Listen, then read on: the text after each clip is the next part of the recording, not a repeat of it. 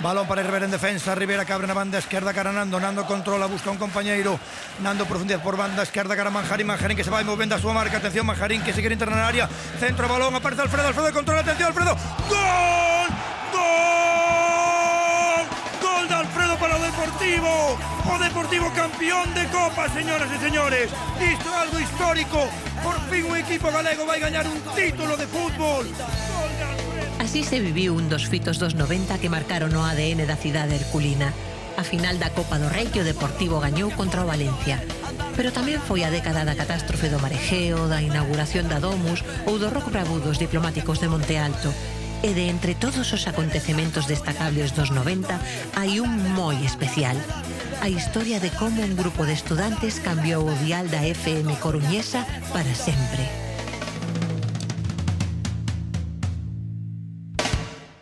A nivel de medios de comunicación lo recuerdo un poco como está ahora, ¿no? O sea, había un oligopolio mediático muy condicionado por el peso de una empresa local de comunicación, que todos sabemos cuál es, y luego los grandes representantes de las empresas grandes nacionales. O sea, había os medios que todo o mundo pode coñecer, desde a Radio Galega a prensa escrita, o grupo A Voz, mas non era unha cousa que satisfacese as necesidades da xente nova, por así decir, ou da xente con inquedanza. Non vamos a circunscribirnos á xente nova.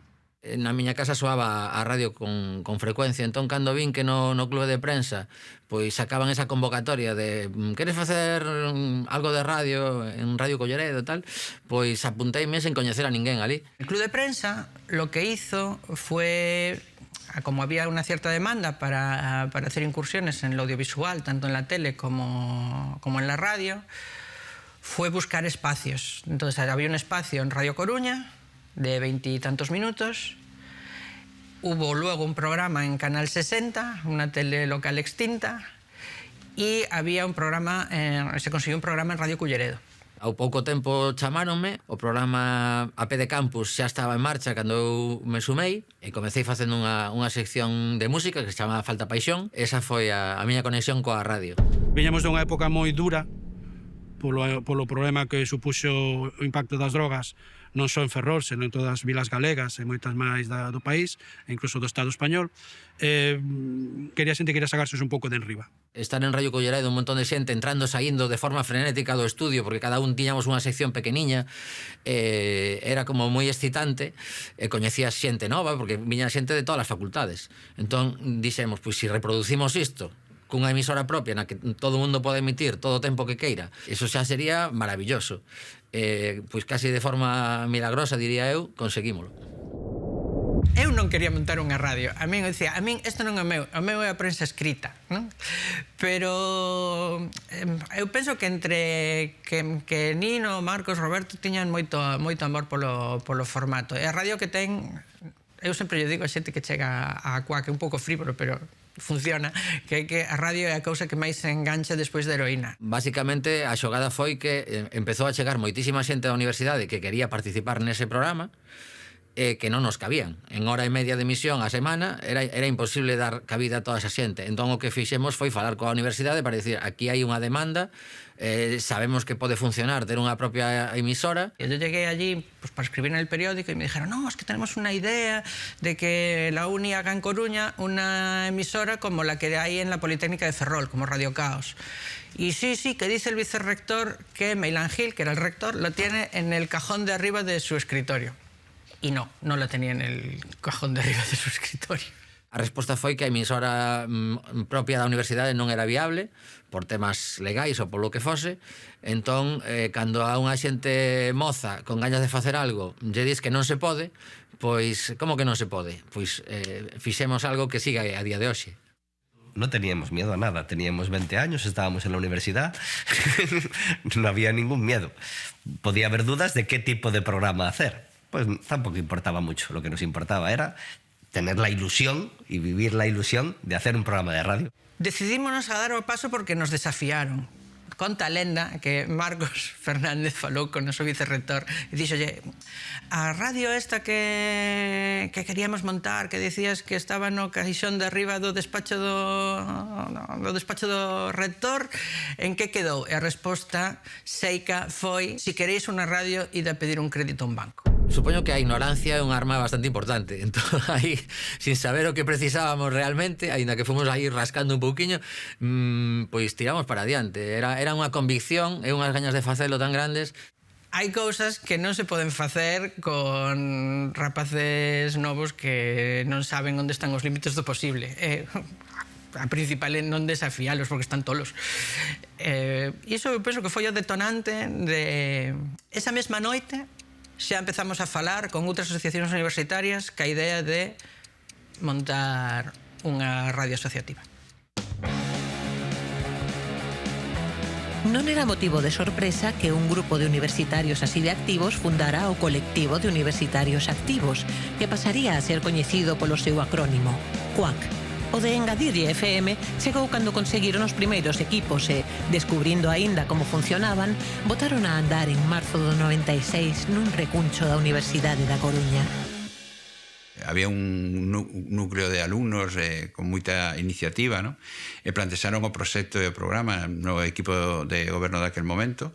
Creo que así foi como empezou, ¿no? Eu en aquel momento non estaba, digamos, en funcións directivas dentro da universidade, pero sí que por xente que estaban entre os fundadores de CUAC, que sí que tiña relación con eles, pois supen da constitución da emisora, ¿no? O banco no que fomos pedir o crédito foi o proveedor dos nosos equipos que nos fiou directamente. Logo saqueamos huchas, fixemos un pouco de todo e logo aproveitamos e fixemos política de pasillos e conseguimos que a Vicerrectoría de Estudantes nos deixase un remanente orzamentario que era pequeno, que era como de 100.000 pesetas, non? Daquela, unha cousa así. E con iso comezamos. Eu creo que hai dous momentos inaugurais. 8 de marzo de 1996, estábamos dous fundadores de cumpleanos, ese día o noso proveedor ven a probar todo e comprobar que funciona. Eu estaba no coche de comprobador de que ia funcionar todo e tiña a radio conectada no 103.4 no aparcadoiro da facultade. Había compañeros que estaban arriba e Mariano creo que estaba na súa casa comprobando que tamén se escoitaba polo centro da cidade. Ese 8 de marzo puxemos a funcionar o emisor, deuse a play a un CD, a Mariano chamaronlo por teléfono fixo e eu saín correndo do coche para dicir que funcionaba, decía así pola fiestra, dicir, funciona, temos emisora. Foi un subidón. Eu non o lembro moi ben ese día. Foron unha chea de horas porque nos abrimos unha convocatoria para programas e chegaron pois 2 dúcias ou algo máis en 0, rapidísimo. Entre 8 de marzo e o día 27 de marzo o que fixemos foi unha campaña en facultades repartindo flyers anunciando que podías facer o teu propio programa de radio e tamén pusemos cartaces polos corchos das facultades. Nese período, entre 8 de marzo e o 27, apareceron 26 programas, que pareceme algo absolutamente alucinante que a día de hoxe sería inviable. E o día 27 fixemos un programa no que todas as persoas que tiñan solicitado facer o seu programa, sin ter nin idea de radio, chegaron ali a facer como unha especie de mini programa de 10-15 minutos cada un. Entón o que fixemos foi unha rolda de presentación dos programas. Foi un programa bastante longo para min deu pasar nun segundo. É unha cousa que adoita pasar, non? Cando estás nun destes momentos históricos con bastante estrés, bastante ilusión, bastante tensión, non? Pois pasa como moi rápido. Ese foi o día, foi chulísimo, porque a verdade é que pasar todo o mundo por ali, moitos coas camisetas, tiñamos unhas empanadas que fixo a nai de Marcos Fernández, que era o noso primeiro presidente, e bueno, a ilusión de montar algo que te parecía increíble, ter ese xoguete a partir dese día xa funcionando, foi chulísimo. As iniciativas que en aquel momento partían do estudantado, que era un estudantado activo, comprometido, con asociacións estudiantiles que tiñan moita forza, pois, bueno, a universidade pois, aproveitou, digamos, esa oportunidade que lle brindaban ese grupo de estudantes para digamos, facilitar que se creara dentro da universidade esta actividade, non? Coac FM comezou como unha radio universitaria ou unha radio de estudiantes da Universidade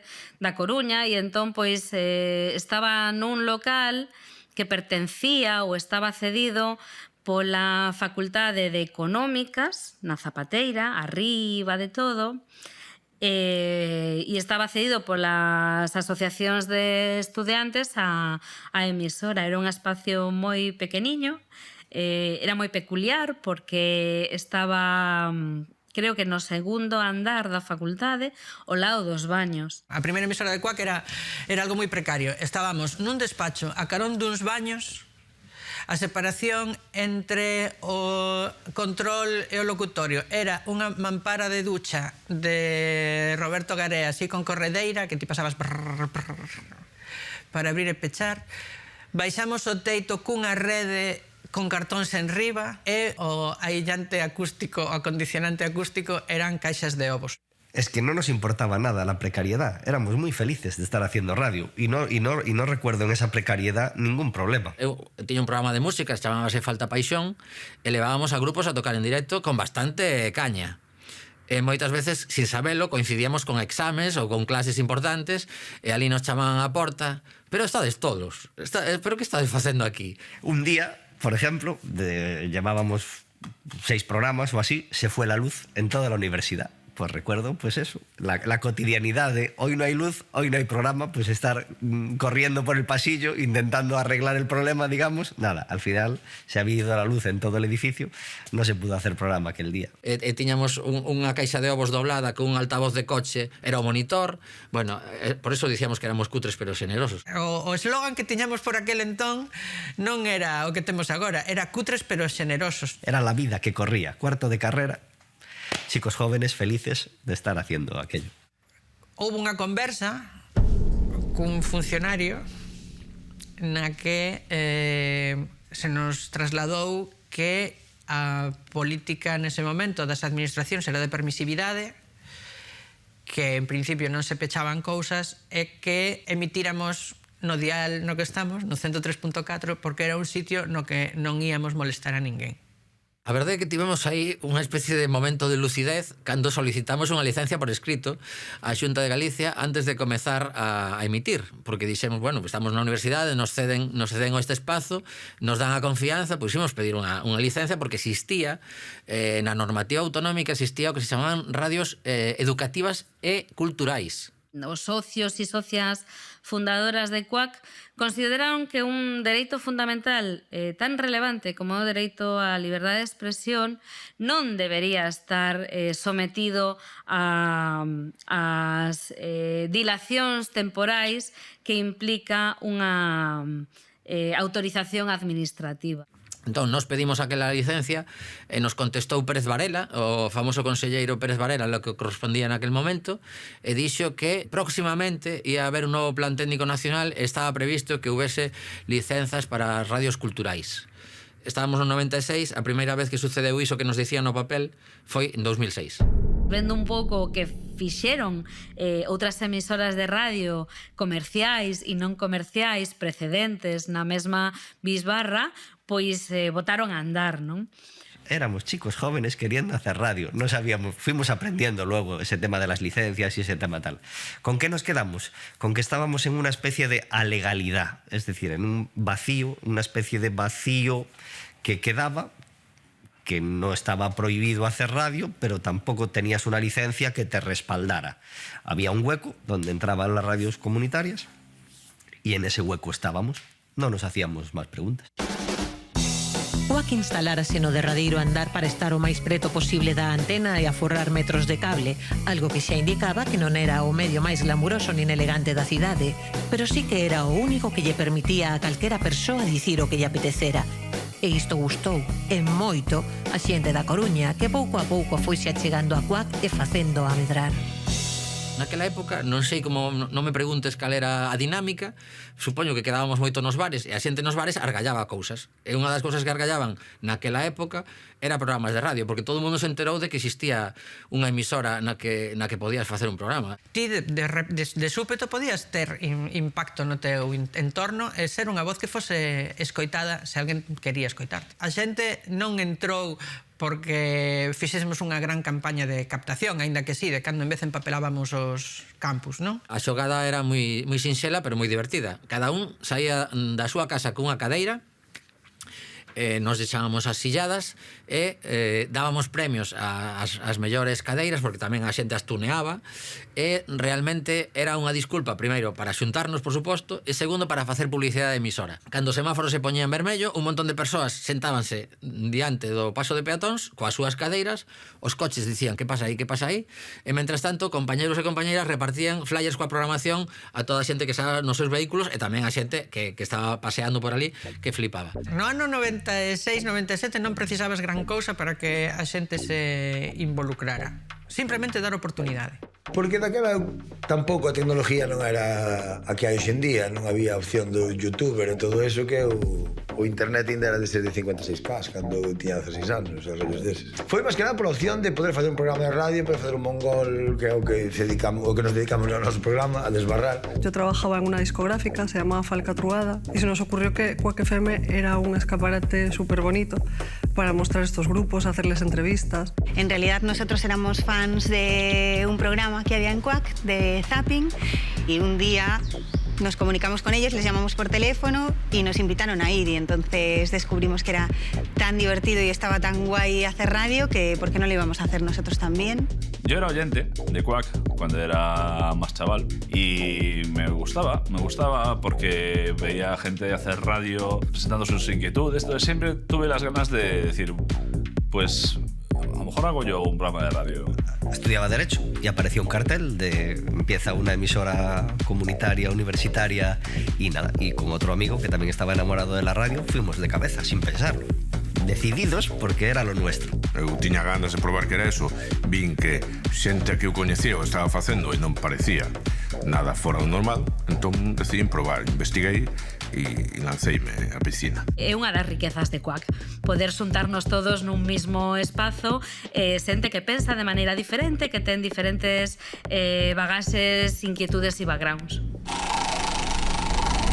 Al final te vas cruzando los días de emisión, pues el programa que empieza justo después, gente que te encuentras en las diferentes reuniones, porque además es una emisora que también está muy viva, fuera de micros, y siempre hay cosas. Xa non foi exactamente unha amizade con programas, precisamente o que sucedeu aí é que floreceu a amizade entre persoas. Empezamos a coñecernos moitas persoas e ao final que programa fixera cada un casi era o de menos, ¿no? Antes de participar en Quack fui a eventos de Quack, escuchaba programas de Quack, entonces conocía a la gente de esos programas. En Quack FM, como en todas las radios comunitarias, sucede unha cousa importante, que é que non nos vemos, salvo que organicemos actividades paralelas fora do que é a radio. Na combinación de todas as nosas forzas saían sinerxias por todas partes, non era unha experiencia maravillosa que a nivel persoal cando te atopas nela dis esta oportunidade non a podo deixar escapar.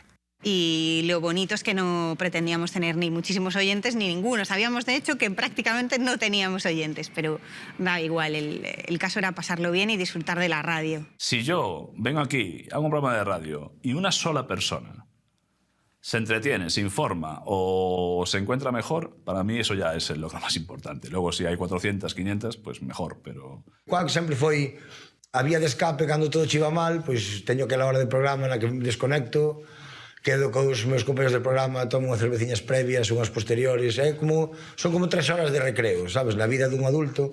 Ter a posibilidade de entrar e facer o teu propio programa de radio sin cortapisas, sin un código editorial, sin un control.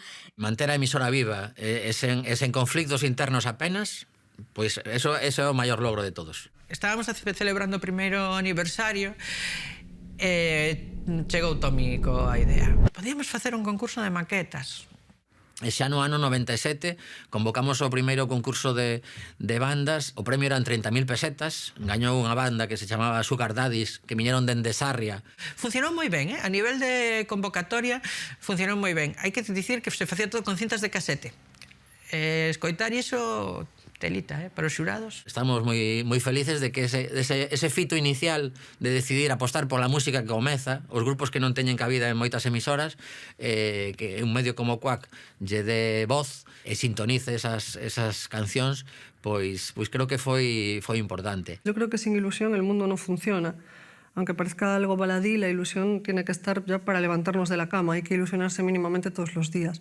Entonces el concurso de maquetas me parece algo fantástico y creo que los grupos también lo agradecen porque al final están ahí trabajando, consiguiendo logros. La esencia es la ilusión de un grupo de personas que dedican un montón de tiempo, de su tiempo libre, a sacar una radio adelante y a ofrecérsela a los demás. Eu penso que a xente o que viña buscando, aparte de comunicar o que quixera, viña por unha cousa que é moi importante en Quack de sempre.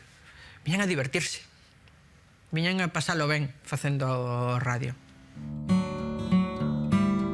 A alegría era a marca de Quack, pero as noites alegres adoitan ser continuadas por mañás tristes, e esa ledicia inicial de Quack FM non durou demasiado. No ano 2002 sufriron un duro golpe do que sería moi difícil levantarse. Estaban facendo obras na facultade petou na porta un señor e dixo que había que ir sacando as cousas de aí porque ian tirar ese despacho o día seguinte. Foi a única notificación que tiveron os que estaban en Quack naquel momento. Esa emisora ten que desaparecer dun día para outro porque ninguén comunicara na Universidade da Coruña, ninguén se lembrou de comunicar que desaparecía o despacho onde estaba Quack FM porque ia a montar a gran biblioteca da Facultade de Filoloxía. Entón, ese supón que dun día para outro temos que guardar todos os equipos, decirle a todo o mundo que desaparece. No momento en que nos botan dali e non nos ofrecen tampouco outra alternativa, quedábamos sin emisora de radio, quedábamos sin proxecto, non sin asociación, pero sin o leitmotiv desta asociación. Eu lembro a chamada de Javi Lojo, de Javi Fragel, que dicía, mira que pasou isto e que temos que quitar todas estas cousas de aquí e que nos van dar un despachiño onde a pista de tenis, agora as pistas de pádel, non? Para metelo todo. E non se solucionou. Quack pechou. Ni siquiera tiñamos onde deixar todo o material que tiña Quack, vale? Conseguimos que se nos deixase un despacho que estaba pechado onde está actualmente a redacción de Quack FM. E a verdade foi un momento moi importante para nós porque a emisora en sí desaparece. Eu estive en ese día e foi un dos días máis tristes. A xente estaba moi abatida, obviamente estaba moi de baixón, non? En aquel momento, a situación se complicou, supoño a relación entre Quack e o propio equipo de goberno, que en aquel momento era un equipo de goberno digamos con unhas certas características non tan proclive ás actividades dos estudantes e da comunidade universitaria e posiblemente eso foi o que facilitou o peche en aquel momento, non? Despois dun éxito inicial, dun arranque tan potente, non? Con tanta participación, unha cousa así tan vizosa, de repente, en 3 anos, estábamos metidos outra vez nun despacho, volta casi de saída. Pero rapidamente nos puxemos outra vez a traballar para que Quack non morrese. Entón, neste momento sí que houve unha serie de persoas que decidimos pois empuxar o carro e traballar todos xuntos arreo para conseguir unha alternativa. Quixeron quedar connosco Javi Lojo e Mónica Alonso, que eran o presidente e a vicepresidenta, e viñan dicirnos que les tiraban a toalla e que a xente non estaba pola labor de reflotar. E cando les chegaron nós, que tiñamos bastante tempo libre por aquel entón, xa tiñamos un plan de así va a volver Quack FM. Reducir a cuota e coller o teléfono e chamar a mogollón de xente que estaba durante os primeiros anos para pedirlle que volvesen, aínda que fose 2 meses, pero que o que non queríamos era volver con 5 programas. Tiñamos que volver con forza. Fixos unha campaña de firmas que recolleu máis de 10.000 firmas, movimos un pouco Roma con Santiago e a xente volviuse a unir debaixo aí do Pico do Pato. En poucos meses voltamos. Empezamos a debatir co equipo reitoral, empezamos a buscar outros espazos, empezamos a falar, por exemplo, cos sindicatos da Universidade da Coruña, e a través de este esforzo pois atopamos o lugar no que agora está o estudo José Couso de Quack FM. 3, 2, 1, polo poder da palabra, Quack FM. En aquel momento o que se facilitou foi que dentro do espacio que o que ocupa ahora se creou un espacio para as asociacións estudiantiles. E supoño que aí foi donde se ocupa, se lle cede ese espacio tamén para a asociación estudiantil que se gestionaba a Quack. Cederonnos un par de espazos máis no sitio no que estábamos e Quack volveu. Conseguimos que en outubro de 2003, foi un ano e pico longo e duro, volvésemos a emitir. E claro, era un pouco empezar de cero, de alguna maneira. O reto máis, eu creo que incluso da historia de Quack FM foi conseguir reabrir no momento que tivemos que pechar. Pero a reapertura logrouse e Quack comezou unha nova etapa aínda máis forte. Inaugurouse un novo estudio de radio, o José Couso, e máis adiante o estudio de grabación Alexandre Bóveda. Aumentou a participación da xente e o número de programas, e a propia organización decidiu reestruturarse dun xeito máis aberto e horizontal nun proceso que denominaron Patolución. O nome de Quack FM sonaba xa tanto dentro como fora da Coruña, e non tardaría en chegar novos retos xunto con outras radios que se terminarían definindo a si mesmas como comunitarias. Víctor máis eu fomos convidados, ou Quack, mellor dita, foi convidada a participar nun encontro de radios libres en Sison. Isto foi no 2003, xa Quack voltara, xa estábamos na xunta directiva nova, eu era a presi e Víctor Grande era o vicepresidente. A rede de medios comunitarios, o nacemento oficial en 2010, pero foi unha construción colectiva que levou 4 anos, unha cousa así, 4 ou 5 anos, non? Estábamos nunha situación feble, non?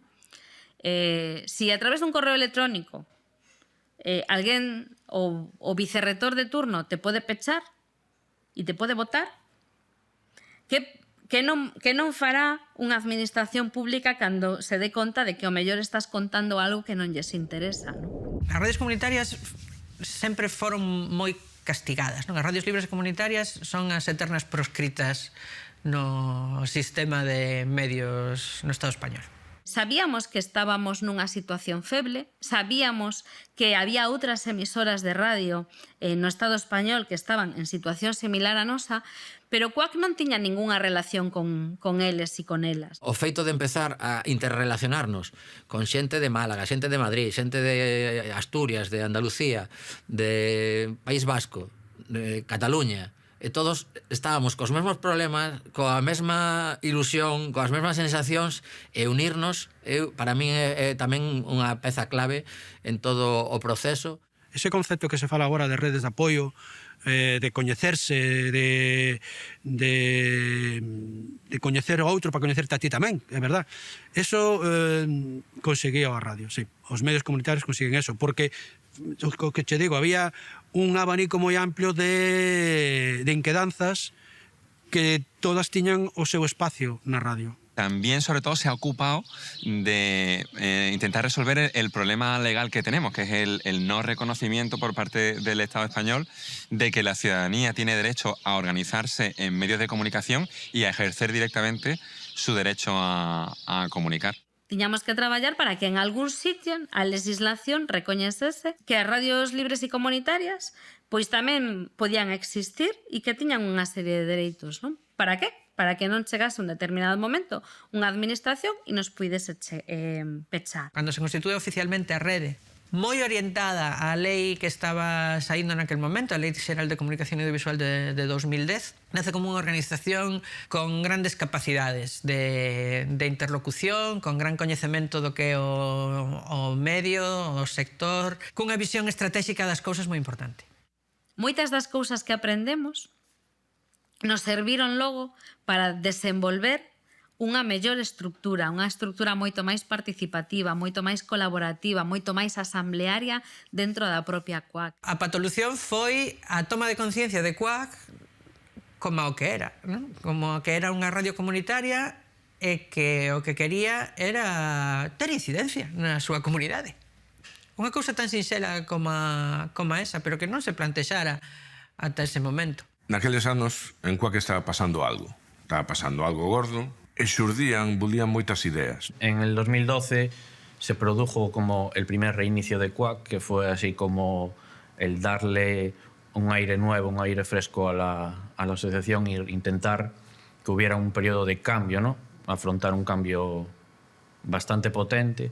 Y sí que es verdad que desde el 2012 hasta ahora ese cambio se produjo con bastantes creces porque las mejoras tecnológicas de instalaciones, de formación, de todo fue bastante radical. Que CUAC había crecido lo suficiente como para necesitar dividir el trabajo. Y ahí hubo un grupo de gente que fue imprescindible y fue genial para la evolución de la radio. Unha xente moza que viña da Facultade de Informática con capacidade técnica para argallar cousas que antes non podíamos. Eu creo que foi importante e despois pois tamén nos dinamizaron a nivel interno en canto a parte de organización. E entón para nós era moi importante pois empezar tamén a facer actividades fora da emisora, ¿no? Digamos que captar toda esa potencialidade, esa genialidade que tiña moita xente de CUAC FM e poñela, plasmala e presentala tamén fora dos micros, ¿no? También ayudó mucho que el grupo de gente que formaba pues la coordinadora de tecnología era gente con bastantes perspectivas de siempre intentar mejorar, siempre intentar desarrollar. Y sí que con un par de refuerzos que hubo con Chema y con Iber, pues hubo un cambio bastante brutal en mejoras de la web, en intentar siempre mejorar el estudio. Se transformó el estudio en un verano. CUAC foi a primeira radio local de Galiza en facer streaming, a primeira en facer podcasting, a primeira en ter unha aplicación en mobilidade propia. Calquera cousa que sexa barata e que se poda facer con traballo, CUAC apúntase. Nunha daquelas xuntanzas, asambleas absolutamente pletóricas que tiñamos, pronunciou o sintagma Escola de Radio. O que se armou aí. Todo o mundo empezou a ver cousas e dixo, boga, aquí podemos facer algo maravilloso, e xurdiu algo maravilloso. Pasamos por un proceso aí uns anos, un proceso de un reinicio de CUAC FM, porque sentíramos que tocáramos teito e non sabíamos moi ben cara onde tirar. E unha das cousas que saiu dese proceso foi que o xeito de medrar pasaba pola formación. E aí apareceu o proxecto da Escola de Radio. Si queres emitir nunha emisora de radio comunitaria, tes que aprender a facelo.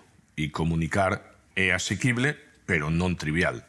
Calquera persoa que venga a CUAC pasa polo proceso de formación para saber como se fai un programa de radio. En aquel entonces la formación se hacía en un día, 3 horas y algo muy básico. Y después había los videotutoriales en YouTube de Mariano de la Mesa para aprender a usar la mesa si en algún momento no te acordabas. Entonces entrabas, te daban unas pequeñas nociones de la mesa de mezclas y de los micros y adelante. Diseñamos un proceso de formación, uns materiais e tal, e o aplicamos sistemáticamente desde o ano 2014, creo recordar, non? CUAC, sen querelo, foi unha escola de radio para moita xente dende o principio, porque realmente moitas persoas que empezaron divertíndose en CUAC FM agora mesmo teñen como profesión a radio. Una persona que tenía un programa en CUAC que se llama Mónica, que tenía un programa que se llamaba La Cantante Calva, que me dijo, oye, aquí necesitan gente, vente.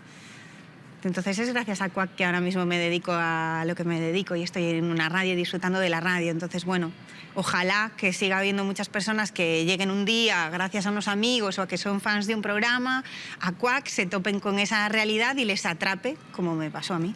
Y uno de los momentos que siempre recuerdo con los compañeros es cuando te haces socio de Quack, que comienzan las formaciones y llega el momento en que decides hacer un proyecto y que esta gente que tiene que estar loca, digo loca en el buen sentido de la palabra, por toda la inversión de tiempo, dinero, emocional y psicológicamente, y a unos perfectos desconocidos le entregan una llave. Todo mundo que empeza na radio, dende o primeiro día, recibe unhas chaves de Quack, esta é a túa casa. Eso creo que xa é un xeito de confiar na xente que o perciben como algo importante. Entonces, en ese momento, cuando alguien te da la llave de su casa, ¿qué te está diciendo? Que es tu casa también, que la tienes que cuidar. Entonces, es como fue el momentazo. Haces cosas juntos en compañía, tipo los Osquaks, ¿no? Que son los premios que nos damos a nosotros mismos mientras bebemos cervezas y cubatas. Celebrábamos, había performance, allí había locuras de todos los programas y era, bueno, quizás uno de los momentos que servía para hacer equipo entre todos y formar esa comunidad maravillosa que éramos y que sigue siendo. Nos inventamos unos premios, nos los damos esa noche al programa que mejor hace la parte técnica, al mejor locutor, al programa que mejor música pone, etcétera, etcétera. Bueno. Pero o que pasa que non sabemos que é todo cachondeo, que non estamos premiando realmente que alguén sexa mellor que outra persoa, nin que un programa mole máis, sino que o facemos para xuntarnos, para tomar unhas cervexas, para pasalo ben, para comprar votos e para berrar unha cousa importantísima nos Osquas, que é berrar tongo, además con este tono tongo.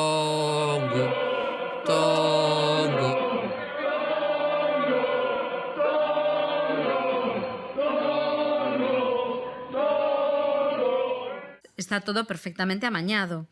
Hai tongo. Que pasa? Que aquí nos gusta, nos divertimos e é unha maneira de xuntarnos todos e a excusa para recoñecer o traballo ou o non traballo de uns e outros. Y sobre todo para reírnos para bien unos de otros y unos, sobre todo, unos con otros. Está todo vendido. Os Osquas son unha festa con alfombra vermella, por suposto, e precisamos deses eventos para que a xente se coñeza, para que haxa interrelación, que xurdan incluso novos programas. Eso hace piña de una manera increíble. O sea, lo que compartes ahí no es que Quack sea tuya, es que tú eres de Quack. Ademais desa alegría colectiva, Quack FM converteuse nun proxecto cunha grande incidencia na comunidade que garantía un dereito humano fundamental, o dereito a comunicar e recibir información. A pesar de carecer dunha licenza para emitir, durante moitos anos Quack levou a FM ás voces de toda persoa que quixera dicir algo. Usuarios da Universidade Sénior ou do albergue para persoas en fogar Padre Rubinos, rapaces de colexios ou incluso reclusos do cárcere podían, a través de Quack FM, comunicar o que lles apetecese sen ningún tipo de filtro. Pero acontece que, ás veces, hai a quen non lle gusta que existan discursos con opinións diferentes á oficial. A Lei 7/2010 de Comunicación Audiovisual recoñecía ou daba carta de natureza aos denominados medios comunitarios. Non só recoñece a existencia, sino que dictamina o dereito a que existan e o deber das administracións de promovelos e protexelos. Cando se convoca o concurso de licenzas no que especificamente a Xunta de Galicia deixa fora os medios comunitarios de forma expresa, ese concurso, Quack decide presentarse en plan cabezona, competindo cos medios comerciais. Quack FM, o estar emitindo con anterioridade a 1 de xaneiro de 2009, estaba, digamos, incluído nesa disposición transitoria que instauraba o que se chamou garantía temporal de emisión. Consideramos que despois de tantos anos agardando, convocábanse licenzas, deixaban fora os medios comunitarios de forma consciente, pero dixemos, bueno, pois nos presentamos como unha emisora máis a ver se temos sorte. Esa garantía temporal de emisión o que significaba era que aqueles medios que estaban emitindo antes desa data, de 1 de xaneiro de 2009, non podían ser sancionados por carecer de licencia. Quedamos sin esa licenza famosa e ao cabo do tempo resulta que a Xunta de Galicia nos envía un expediente sancionador con un máximo de sanción de 200.000 euros por non ter licenza. certo, non a temos, aínda non a temos agora. Pero non a temos non porque sexa a nosa culpa, senón que non a temos porque a administración foi incapaz nestes 12 anos, dende a aprobación da Lei Xeral de Comunicación Audiovisual, de facer cumprir a súa disposición transitoria 14ª, que di que no prazo dun ano teríamos acceso ás nosas licencias. Un buen día cuando llegué de la universidad, por los chats de la organización, pues llegó que tenía que abrir una notificación de la Xunta que había llegado. Cuando llega eso es un jarro de agua fría enorme. Es un golpe en el estómago, te deja sin aire.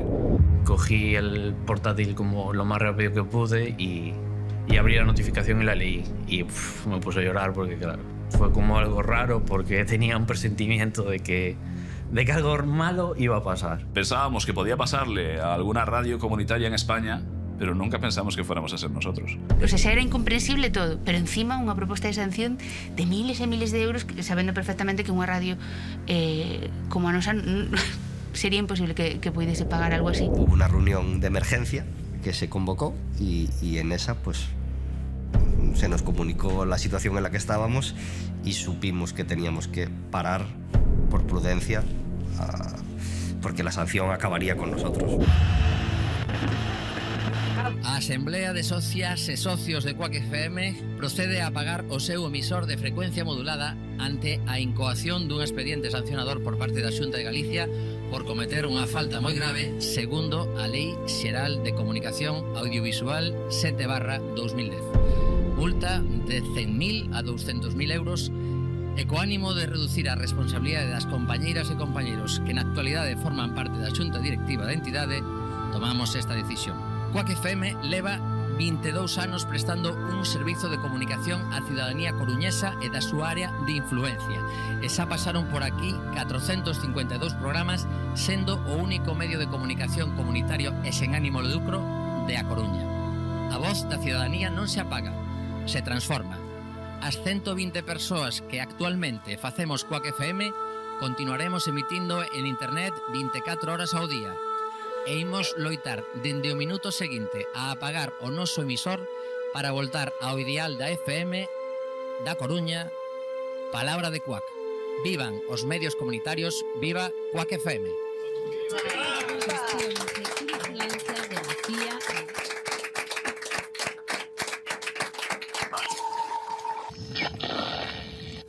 Si estáis escuchando esto, sois la Resistencia.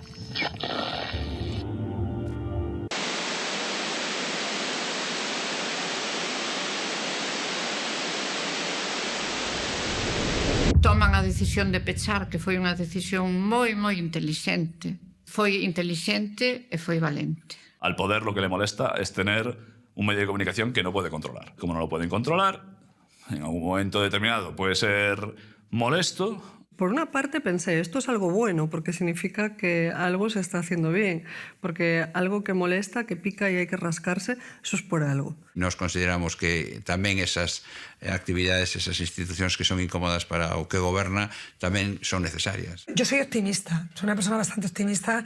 Yo siempre creo que hay que intentar las cosas, pero reconozco que la vida también me ha dado lo suficiente experiencias para entender que casi siempre ganan los fuertes, ¿no? Y que contra la maquinaria de la administración es difícil litigar y ganar. Tiña esperanza que Quack iba a aguantar, pero sí pensaba que iban a pasar por encima nosa e que nos iban a trasladar solo a internet. Está también montada la emisora, que ese sistema que tiene de que automáticamente generamos el contenido, pues queda la grabación y que esa grabación la podemos compartir inmediatamente, pues realmente ya mucha gente no tiene la necesidad de estar enganchada a 103.4. El objetivo de Radioactiva, que es llegar a la máxima población posible, y entre ellos personas que no tengan acceso a Internet, pues eso no era posible.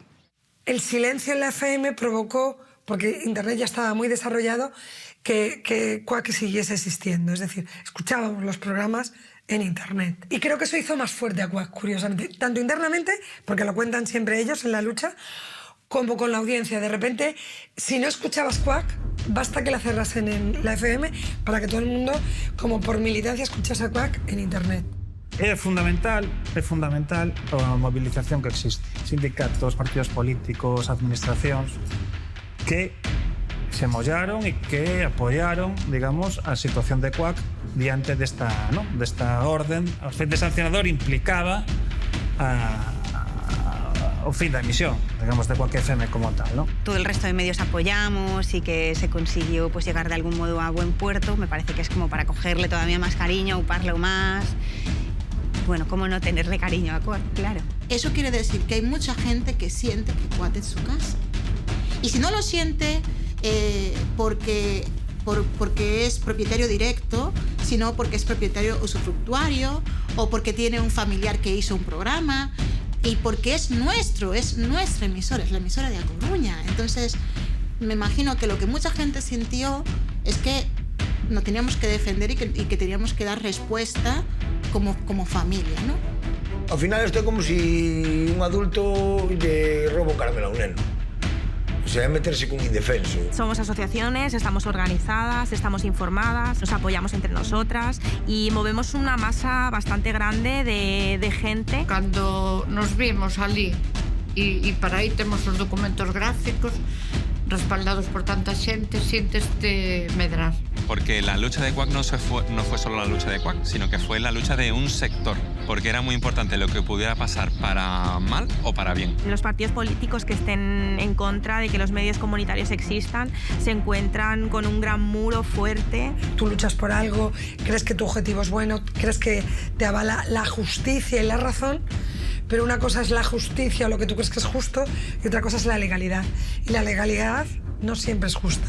La verdad que es que a pesar de que sabía que teníamos la razón, que teníamos mucho apoyo, que teníamos mucha fuerza, judicialmente ganar a la Xunta, vamos a decir así, un grupo de amigos, es muy difícil. No le tumban grandes multinacionales ni grandes empresas, les íbamos a tumbar nosotros. Era moi difícil. A Xunta utilizou os cartos públicos para pisar unha entidade que non lle interesaba e ao final resultou que a entidade que non lle interesaba pues tiña máis respaldo que a Xunta. Nosotros no tuvimos nunca duda en este sentido. Sabemos que Quack es una radio fuerte, sabemos que es una radio además que tiene personas dentro de ella muy comprometidas con el proyecto y sabíamos perfectamente que se iban a desenvolver de maravilla y que además con todo el apoyo que se les dio eso les iba a dar mucho ánimo para luchar y para ganar. En realidad lo que estaba en xogo era o dereito a comunicar e a recibir información por parte da ciudadanía. Estamos falando dun dereito fundamental. Eso está no artigo 20 da Constitución Española.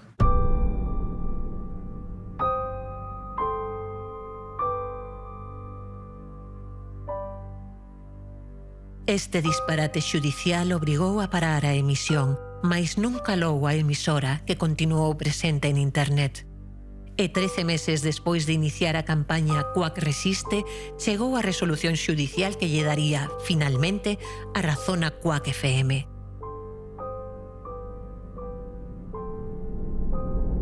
A sentencia do Tribunal Superior de Justicia deu-nos a razón, entendeu e declarou que a Secretaría Xeral de Medios, a Xunta de Galicia, vulnerara os dereitos fundamentales, o dereito constitucional, neste caso, das persoas que conforman Quack FM, a emitir e a comunicar libremente. A resolución judicial foi unha chamada de Pablo No que me dixo, gañamos.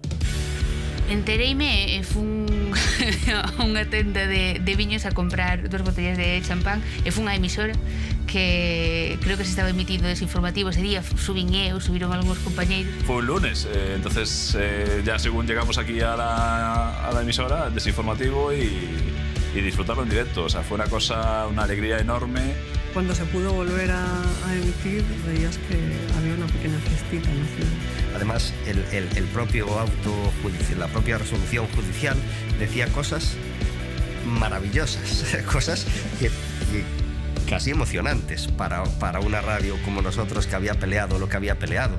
Entonces, que un magistrado reconociera esas cosas era como un espaldarazo de orgullo y de confianza, y nos sentimos muy contentos. Fue una felicidad colectiva, primero por quien estuvo más implicado, segundo por toda esa onda expansiva que había generado de simpatías en toda la ciudad, en toda la gente que se había volcado en colaborar. Y yo creo que ha sido una lección muy interesante para las nuevas generaciones, que hay que intentarlo. Fue una demostración de que cuando vas con la verdad por delante y cuando luchas contra las injusticias, le puedes ganar a cualquiera. Paréceme unha batalla gañada a favor da liberdade. Tan simple y tan complicado. Creo que fue la alegría de ganar y la alegría de que a veces David vence a Goliat, creo que es todavía más importante que el hecho en sí mismo de ganar. Se generó ese ambiente de fiesta, de celebración, que bueno, que nos sentimos también nosotros ahí invadidos cuando por fin pudimos volver a la antena, y que fue bueno como un impulso que hemos ganado. Entonces nosotros, aunque éramos novatos y nuevos en el proyecto, pues también nos sentíamos ganadores de ese impulso. Muy contenta sobre todo por eso, porque vamos a seguir disponiendo de una diversidad brutal, porque la parrilla de Quack es eso, es súper diversa, te puedes encontrar de todo, ahora y hace años. De emitir un programa desde una cárcel o desde un barrio y contar la realidad del barrio, pues es algo que no tiene cabida en otras emisoras, y que en las comunitarias sí lo tiene, son radios libres y es que deben existir. Los medios comunitarios son construcciones de la gente y benefician a la gente, y serán lo que la gente quiera que seamos. Son medios muy democráticos, ¿no? Asociativos la mayor parte de las veces, y entonces ofrecen visiones muy diversas y hay cabida para todo tipo de realidades dentro de ellos. Es una altavoz, ¿no? de todas las personas que quieran decir algo, que quieran hacer un programa, que quieran mostrar sus inquietudes, que quieran experimentar, ¿no? En el mundo de la radio. Lo que le ha aportado Quack a la ciudad es un altavoz, es un medio de comunicación, es visibilidad. A posibilidade de exercer un dereito fundamental, que de outro xeito non podería exercer. Quack al final es un medio maravilloso para familiarizarte con el mundo de la radio y poder hacer tu propio programa y poder, pues eso, crear iniciativas también. Tienen necesidades de historias que están agochadas, poden chegar a nós grazas a un medio comunitario. E aí abrimos un espectro tan enorme que todo cabe e todo o mundo é bebido. Es muy necesario que haya emisoras comunitarias. Es muy necesario que las niñas y las niñas sepan que tienen derecho a expresarse y a decir su opinión y a generar debate sano, independientemente de la capacidad económica que haya en sus hogares o en sus barrios. La radio no es para estrellas. La radio es para todos y para todas. When you are lonesome, solitary, you know I'm never far away. I am your friend till the end of time, until the dawning of this day. It's been a long, long time for us now, but I am always here for you now. And you will know more beyond your own.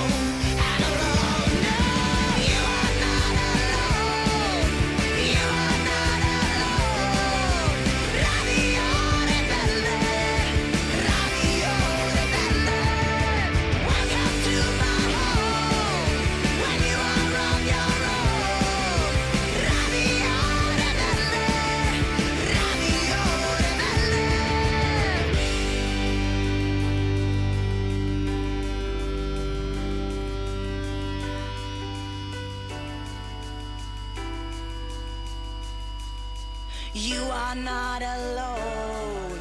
You are not